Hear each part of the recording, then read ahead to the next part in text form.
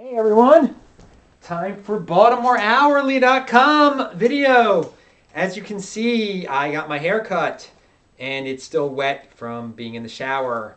Happy Rosh Hashanah to those who celebrate. It's about to be Rosh Hashanah in a few hours. I'm about to eat with my family. I'm sure so many of you are also about to eat with your families.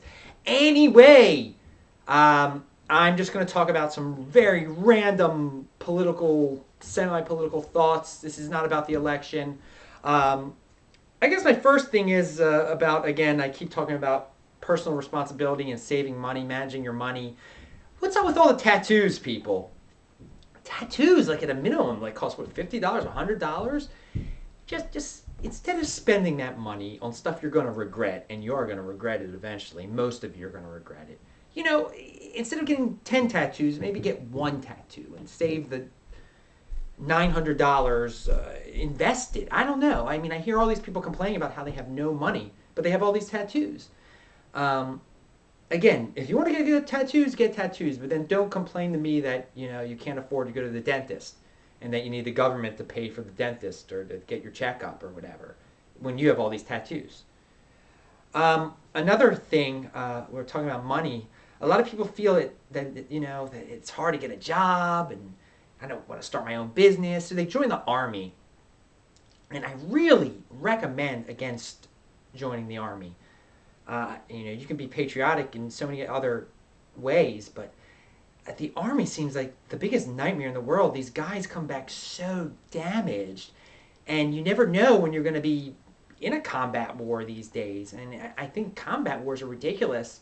I mean, I'm not into killing people or anything, but we have the most advanced weaponry in the history of mankind, yet we're still sending our guys into these poisonous areas with poisonous weapons, and they're just ending up with brain injuries and inhaling all sorts of weird things and just becoming madmen. And then they come back here, and we don't need any more madmen.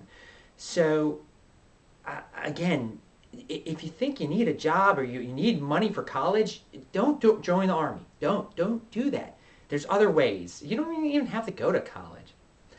Another controversial topic, I guess that's what the name of this video should be, Adam's controversial topics, secession. A lot of people get a really bad picture in their head when they think of secession. They think about the South leaving the North. They think about slavery. But you know what? Let's talk about leverage. We as citizens need to have some type of leverage over the government. And I think secession is an awesome thing. On the local level especially. I'm not talking about leaving the country. And, I'm not necessarily against that.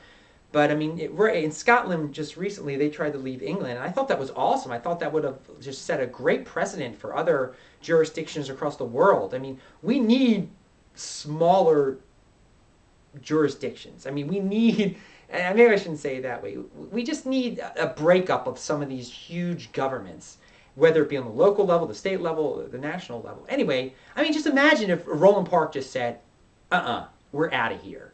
I mean, the city it would just erupt into chaos. I mean, that's leverage right there.